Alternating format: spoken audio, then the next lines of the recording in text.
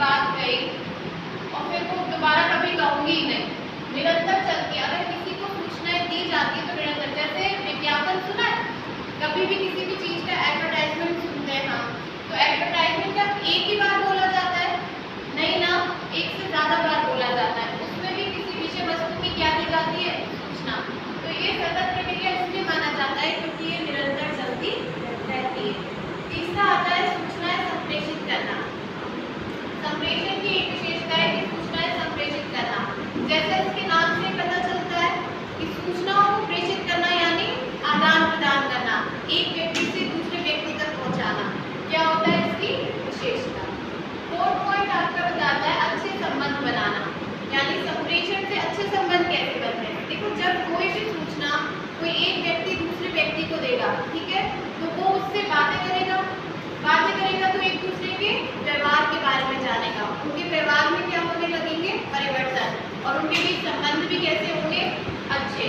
एक राय देगा, कोई आदेश देगा। अरे जब हम बात करते हैं तो कोई आदेश देता है, कोई राय देता है, आपस में बैठ के कोई सजेशन देता है, वो सारी चीजें क्या है?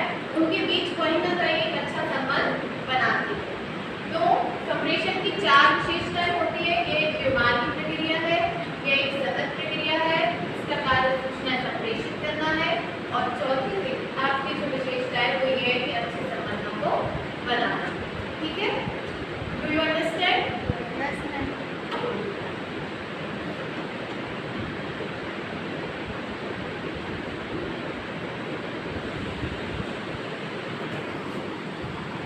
अब हम संप्रेषण के टाइप्स पढ़ेंगे। देखो, कम्युनिकेशन के टाइप्स अगर देखे जाए तो मुख्यतः सिर्फ दो टाइप्स बताए गए हैं।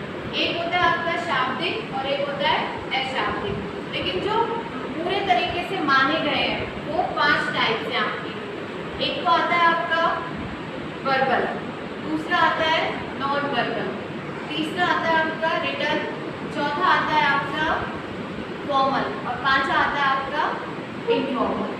ठीक है, कम्युनिकेशन के 5 टाइप्स माने गए, जिनमें पहला टाइप्स आता है आपका वर्बल।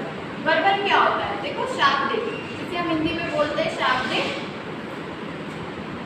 संप्रेषण। ठीक है, शाब्दिक संप्रेषण कैसा होता है कि जब शब्दों के द्वारा किसी के सामने विचारों का आदान प्रदान किया जाए। अब जैसे मैं हूँ, मैं यहाँ खड़ी होकर आपके सामने की सारी चीजें बता रही थी, यानी मैं अपने विचारों को आप तक पहुँचा रही हूँ। किसके माध्यम से? अपने मुंह से बोले गए शब्दों के माध्यम से। ये क्या है? वर्बल। ठीक है, इसे क्या मानेंगे? वर्बल यानी शाब्दिक। दूसरा आता है आपका नॉन वर्बल। नॉन वर्बल क्या बताता है आपको? गैर शाब्दिक या अशाब्दिक भी बोला जाता है इसे। इसमें क्या होता है कि मतलब हम कोई भी बात समझाएंगे किसी दूसरे को, लेकिन शाब्दिक रूप से नहीं, अशाब्दिक रूप से, यानी इशारों के माध्यम से। जैसे मुझे तुम में से किसी की कोई बात अच्छी लगी तो मैं तुम्हें मुस्कुरा के हंस के ऐसे चली जाती हूँ, तो ये क्या है? मैंने तुमसे कुछ कहा नहीं, लेकिन इशारे में तुम्हारी तरफ एक अच्छी स्माइल की, तो ये क्या है? अशाब्दिक संप्रेषण। तीसरा आएगा आपका रिटन। रिटन में क्या होगा कि लिख करके अपने शब्दों को व्यक्त किया जाएगा। कैसे? जैसे मैं कोई भी चीज़ लिख के आपको बताती हूँ, मैंने यहाँ पे आपको कम्युनिकेशन लिख के दिखाया ना, तो ये क्या था? एक रिटन संप्रेषण। आप लोग सुन भी सकते हो लेकिन देख भी सकते हो। जैसे हम पहले क्या करते थे संप्रेषण के लिए? पत्रों का यूज करते थे। कोई भी लेटर लिखा जाता था, उससे सूचना क्या होती थी? संप्रेषित होती थी, जगह जगह पहुंचती थी वो लेटर। ठीक है, लेकिन आजकल आधुनिक समय में क्या करते हैं लोग? ईमेल यूज करते हैं। देखा है, ईमेल पे मेल भेज दिया जाता है और वो सूचना क्या होती है? एक स्थान से दूसरे स्थान पर पहुंच जाती है आसानी से। चौथा आता है आपका फॉर्मल। फॉर्मल होता है औपचारिक। औपचारिक का मतलब ये है कि जैसे कोई एक प्रॉपर संगठन के लिए जो